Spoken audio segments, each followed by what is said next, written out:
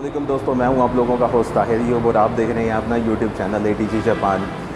ज़माना कदीम से लोग अपने घरों की आराइश व तंज़ीह के लिए नत नई चीज़ें करते चले आए हैं। दरवाज़ा वो ऐसी बुनियादी चीज़ है जो आपके घरों की खूबसूरती को चार चांद लगा देती है। मेरे अकम में नज़र आने वाला आपको ये लकड़ी नुमा दरवाज़ा दरअसल लकड़ी के दरवाज़े से कहीं गुना पायदार, सस्ता और मेयारी है। इस दरवाज़े की ख़ास बात यह है कि ना तो इसको पानी में गलाया जा सकता है, ना ही तपती हुई सूरज की रोशनी इसका कुछ बिगाड़ सकती है। तो जी हाँ, अगर आप भी अपने घर के लिए दरवाज़े की तलाश में है तो ये वाली वीडियो आपके लिए इंतहाई इन्फॉर्मेटिव साबित हो सकती है, क्योंकि आज की इस वीडियो में आपका भाई इस दरवाज़े का कम्प्लीटली आपको पोस्टमार्टम करके दिखाएगा। मैन्युफैक्चरिंग यूनिट के ऊपर आपको लेके चलूँगा और आपको बताऊँगा कि क्यों ये दरवाज़ा लकड़ी के दरवाजे से ज़्यादा बेहतर, पायदार और सस्ता है। तो चलें वीडियो को शुरू करते हैं और चलते हैं मैन्युफैक्चरिंग यूनिट के ऊपर। तो दोस्तों मैं मौजूद हूँ मैन्युफैक्चरिंग यूनिट के ऊपर फाइबर डोर की। स्टेप बाय स्टेप कवर करेंगे कि ये नज़र आने वाला सिंपल सा दरवाज़ा किन मराहिल से गुजर के यहाँ तक पहुँचता है। तो चलें शुरू करते हैं। फाइबर डोर की मैन्युफैक्चरिंग का आगाज इन्हीं केमिकल से होता है। ये जो टब्स में आपको केमिकल नजर आ रहा है, ये बेसिकली फाइबर है। इसी लिक्विड को फाइबर कहा जाता है। मैन्युफैक्चरिंग का आगाज इन्हीं शीट्स से किया जाता है। ये वो मोल्ड हैं जिनके ऊपर ये केमिकल एक दफा पेस्ट किया जाएगा और ये आपके दरवाजे की शक्ल ले लेते हैं। सबसे पहले इस केमिकल को अच्छे से मिक्स किया जाता है। मिक्स करने के बाद इसको एक बाउल में लेके और उस फ्रेम के ऊपर ले आया जाता है जहां इसकी पेस्टिंग की जानी है। केमिकल को मुकम्मल तौर पे मिक्स करने के बाद इसकी पेस्टिंग इस डाई के ऊपर या इस फ्रेम के ऊपर करनी शुरू कर दी जाती है। ये पेस्टिंग इतनी नफासत के साथ और इतनी बारीकी के साथ की जाती है कि पूरी डाई का या पूरे फ्रेम का कोई भी एक छोटा सा हिस्सा भी बाकी ना रह जाए, क्योंकि यहाँ सारी चीजें कस्टमर के मर्जी के ऐन मुताबिक की जाती है और क्वालिटी के ऊपर कोई किसी किस्म का कंप्रोमाइज नहीं किया जाता। इस वजह से इन छोटी छोटी और बारीक बारीक सी चीजों का भी खास तौर पे ख्याल रखा जाता है। जो ही ये पेस्टिंग कंप्लीट हो जाती है तो ये दूसरे मरहले की तरफ चला जाता है। दूसरे मरहले में इस पेस्टिंग के बाद इसके ऊपर एक लेयर, एक शीट डाल दी जाती है जो इसको मजीद वाटर प्रूफिंग कर देती है। ये शीट आपको इस शीट के अलग अलग हिस्से आप देख सकते हैं कि काट के इसके ऊपर लगाए जा रहे हैं और ये शीट लगने के बाद फिर इसके ऊपर एक पेस्टिंग जरूर की जाती है, एक लेयर और इसके ऊपर चढ़ा दी जाती है ताकि छोटे से छोटा कोई भी मसाम इसमें बाकी ना रह सके। जो ही ये शीट की लेयरिंग इसके ऊपर मुकम्मल कर ली जाती है तो ब्रश के साथ इसके एजेस को बहुत अच्छे तरीके से दबा दिया जाता है ताकि दरवाजे की खूबसूरती में बिल्कुल भी कोई भी फर्क ना आए। पेस्टिंग के 24 घंटे गुजरने के बाद इन शीट्स को इन मोल्ड से उतार लिया जाता है। जो ही इनको मोल्ड से उतारा जाता है तो आप देख सकते हैं कि कितनी नफासत के साथ दरवाजे का जो आउटर साइड है वो डिजाइन इन शीट्स के ऊपर प्रिंट हो जाता है। हर दरवाजे का डिजाइन उसके साइज के लिहाज से और कस्टमर की डिमांड के लिहाज से बनाया जाता है। जो ही इन तमाम शीट्स को इन मोल्ड से उतार लिया जाता है तो इन शीट्स को एक जगह के ऊपर इकट्ठा कर दिया जाता है। एक जगह इकट्ठा करने का मकसद इनका साइजिंग करना होता है ताकि हर दरवाजा उसके मुकम्मल डिजाइन के लिहाज से एक जगह के ऊपर रख दिया जाए और उसको अलग अलग करके कटिंग के लिए भिजवा दिया जाए। शीट्स को उतारने के बाद जो दूसरा सबसे इंटरेस्टिंग मरहला आता है वो है शीट की साइजिंग। आप देख सकते हैं कि शीट्स को अलग अलग तरीके से रखा जा रहा है।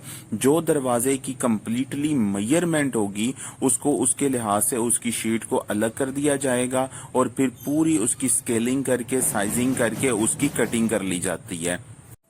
कटिंग के फौरन बाद आपकी जो दरवाजे की साइजिंग है वो आपकी दरवाजे के ऊपर लिख दी जाती है।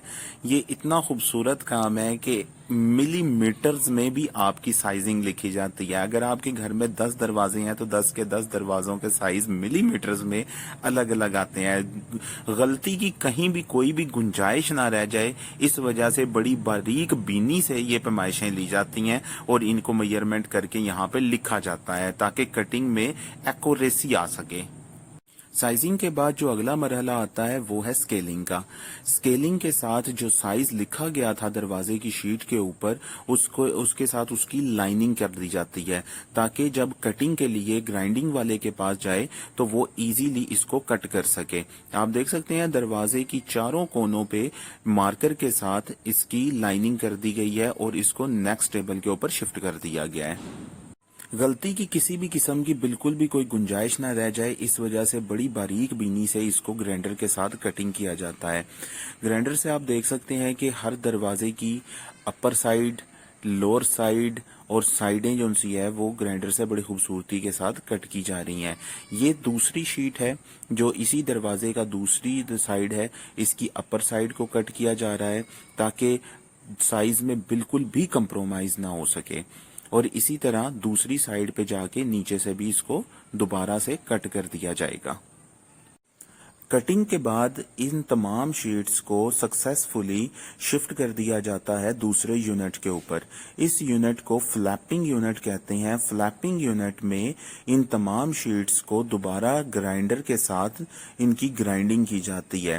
اس سے آپ کی شیٹ کے دروازے میں جو بھی تھوڑا سا رائی برابر بھی اس میں ذرہ رہ گیا ہو وہ بھی اس سے کور ہو جاتا ہے. فلیپنگ کو کامیابی کے ساتھ کمپلیٹ کرنے کے بعد جو نیکسٹ سٹیپ آتا ہے وہ آتا ہے کورنگ کا. اس کو واٹر پروف کورنگ بھی آپ کہہ سکتے ہیں. آپ کو یاد ہوگا کہ شروع میں نے آپ کو بتایا تھا کہ یہ دروازہ کمپلیٹلی واٹر پروف ہوتا ہے اور پانی بھی اس دروازے کا کچھ بگاڑ نہیں سکتا. تو یہ جو لیئر ابھی اس دروازے کے اوپر لگائی جا رہی ہے یہ کمپلیٹلی اس کو واٹر پروف بنا دیتی ہے. لیئر کے ساتھ ساتھ اس کے اوپر چھوٹے چھوٹے یو وی کیمیکل کے ٹکڑے رکھ دیے جاتے ہیں. یہ ٹکڑے کس مقصد کے لیے رکھے جاتے ہیں اور ان کا کیا کام ہوگا یہ میں نیکسٹ سٹیپ میں آپ کو سمجھاؤں گا کہ ان کا کیا مقصد ہے. یو وی کے تمام چھوٹے چھوٹے ٹکڑے رکھ کے اس کو مکمل کر لیا گیا ہے. مکمل کرنے کے بعد جو اس کا اگلا مرحلہ آتا ہے وہ آتا ہے اس کی فریمنگ کا.